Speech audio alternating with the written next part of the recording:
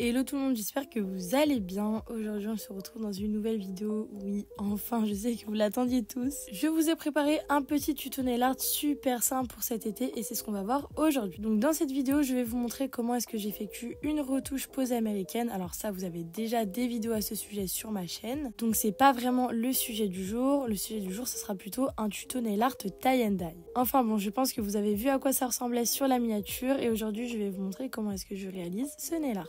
Allez, c'est parti, on va commencer par la dépose. Alors moi, pour faire la dépose, en général, je vais le faire à la ponceuse. C'est vrai que c'est quand même beaucoup plus rapide et efficace, mais j'avoue que si ma cliente est un petit peu sensible au niveau des ongles et ressent des surchauffes avec la ponceuse, en général, je vais faire des papillotes. J'avoue que j'essaie de le faire le moins souvent possible parce que quand même, je préfère largement faire une dépose à la ponceuse. Et si jamais pour ma dépose, je viens utiliser un embout à grain assez fort et je me mets à fond au niveau de la vitesse, c'est-à-dire à 35 000 tours. De toute façon, vous pourrez retrouver le lien de l'embout en description. Je vais vous mettre tous les liens de tout ce que j'utilise dans cette vidéo. Une fois que la dépose est faite, je vais directement raccourcir le barre libre de mes ongles à la lime. C'est vrai que moi, quand je fais une pose américaine, j'aime bien partir sur une base bien courte, bien propre, donc je vous conseille de raccourcir les ongles naturels. Pour effectuer la pose, je vais commencer par le retrait des cuticules. Alors là, j'ai utilisé un embout flamme tornado à grain bleu parce que c'est vrai que ma cliente, elle a les cuticules quand même assez collées. Au niveau de la vitesse, je suis à environ 10 000 tours par minute et là, je suis en mode forward, c'est-à-dire que je vais dégager tout le côté gauche. Puis après, comme d'habitude, on n'oubliera pas de changer le sens de rotation de la ponceuse, c'est-à-dire se mettre en mode reverse pour bien dégager tout le côté droit. Et comme vous pouvez le voir, j'ai une petite brosse à ongles en fait entre mon annulaire et mon petit doigt. Je vous conseille de le faire, je trouve ça hyper pratique. Au moins, ça va vous permettre de bien dégager toute la poussière et de bien voir là où vous en êtes. Comme je viens de vous le dire, on change bien le sens de rotation de la ponceuse. Ça, c'est vraiment hyper important en fait pour dégager toutes les cuticules. C'est vrai que ça, c'est une étape que je négligeais vraiment avant, mais pensez bien le faire, c'est super important. Plus vous allez vous appliquer dans votre travail, moins vous aurez de décollement. Maintenant, je prends mon embout Emery grain 240, cela vient de chez Fresnel Shop.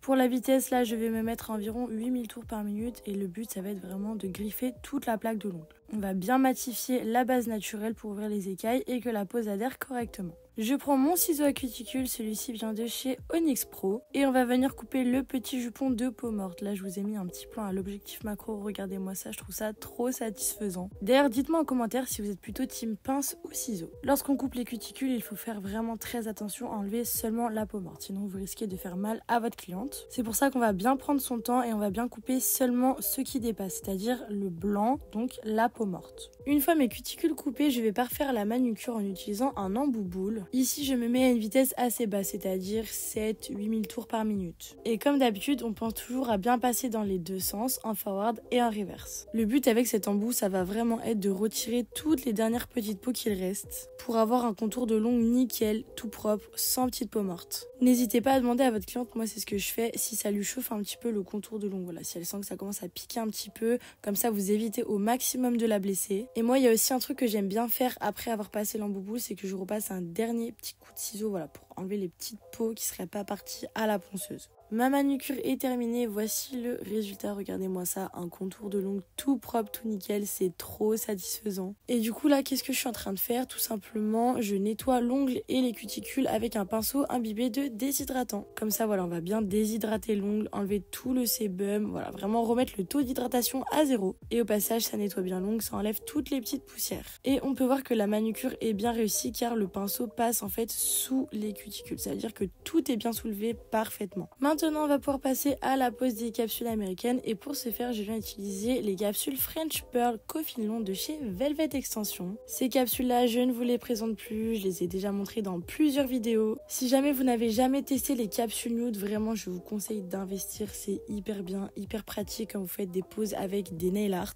C'est vraiment un gros gain de temps, de produits et même je trouve que le rendu est hyper joli. Du coup, ça ne change pas, j'ai bien pris la taille de mes capsules, je les ai matifiées à l'intérieur avec mon embout Emery. Ça aussi, hein, attention, c'est une étape qui est super importante. Au moins, vous allez ouvrir les écailles pareil, en fait, comme l'ongle naturel, mais à l'intérieur de la capsule. Comme ça, vous êtes sûr que votre pose tienne correctement. J'ai appliqué un primer sans acide et avec ma gummy base de chez Ongle 24, je vais venir appliquer les capsules. Ma petite lampe vient toujours de chez AliExpress, c'est toujours la même. Franchement, elle est hyper résistante dans le temps. Lorsque j'applique ma capsule, je fais bien attention à ce qu'elle soit droite et qu'il n'y ait pas de bulle et je catalyse environ une dizaine de secondes avant d'envoyer ma cliente sous la grande lampe.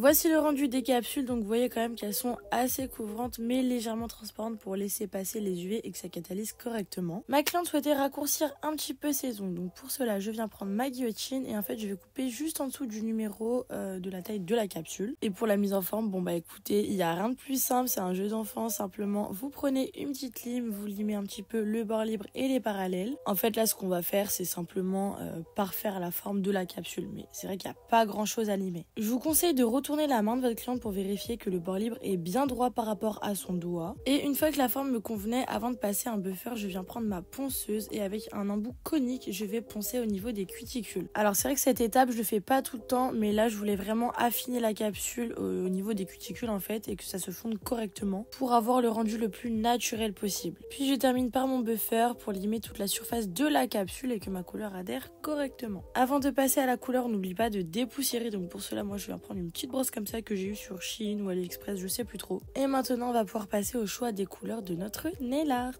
Dans un premier temps je vais venir prendre la couleur Dark Nude de chez NES Company. Alors c'est un nude qui est légèrement translucide. Je trouve que la couleur est parfaite, elle est super naturelle, super belle, bref je l'adore, je m'en sers tout le temps. Et on va l'appliquer seulement en une couche sur les capsules nude, du coup il n'y aura pas besoin de 2 couches. Donc vous voyez c'est vraiment un gain de temps et aussi de produits finalement. Puis ce que j'aime bien c'est que comme cette couleur elle est pas couvrante à 100% mais plutôt je dirais à 80%, et ben ça fait ce petit côté un peu laiteux milky que j'aime beaucoup. On catalyse et en attendant on vient sélectionner nos petites couleurs. Et maintenant je vais pouvoir vous expliquer comment est-ce qu'on réalise un effet tie and dye. Vous allez voir c'est super simple. Donc moi j'ai choisi ici 4 couleurs, rose, orange, jaune, bref voilà. Je commence avec ma première couleur, c'est-à-dire le rose, et je viens tracer un trait dans la diagonale que je ne catalyse pas. Et en fait on va faire ça avec toutes les couleurs sans jamais catalyser. Donc même si les traits ne sont pas parfaits, que les couleurs se mélangent un peu, c'est pas grave parce que dans tous les cas après on va repasser dedans. Donc voilà, vous faites vos petits traits, vous pouvez prendre le nombre de couleurs que vous voulez. Moi ici j'en ai pris 4 parce que je trouvais que ça suffisait. Et là vient toute la magie du nail art, c'est hyper simple. Comme on n'a pas catalysé, juste on vient prendre notre pinceau et en fait on va faire des petits traits comme ceci pour mélanger un petit peu les couleurs on va dire. Donc tout simplement on va tracer nos petits traits, surtout n'oubliez pas de remonter vers les côtés de l'ongle, ça c'est très important, comme ça sera plus joli. Et une fois que c'est fait, bah écoutez, là vous pouvez catalyser. Donc vous voyez ce nail art c'est vraiment un jeu d'enfant, ça passe super bien pour l'été. Vous pouvez le faire avec n'importe quelle couleur, n'importe quelle forme. Moi c'est vrai que j'ai décidé de me mettre au niveau de l'ongle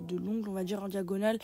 Mais vous pouvez vous mettre plus haut vers la cuticule, plus au milieu, enfin bref, là c'est vraiment comme vous voulez. Et en vrai je dis que c'est un nail art d'été, mais ça avec des couleurs marron ça passe aussi très bien pour l'automne. Et écoutez, ma foi c'est terminé, on a juste à protéger notre pose avec un top coat. Ici je viens utiliser la finition des sœurs H que je catalyse pendant 1 minute et je finis toujours par ma petite huile à cuticule qui sont trop bon. Alors je sais plus laquelle c'est, mais c'est une de chez NES Company que j'ai mis dans un petit distributeur on va dire de chez AliExpress. Et tadam, voici le résultat de ma pose. J'espère que vous aimez. Moi perso j'adore, je suis trop fan. Je trouve que voilà c'est un petit peu plus original que faire des French, des petites vagues ou même des effets croco, parce que c'est vrai que ça on en voit de plus en plus.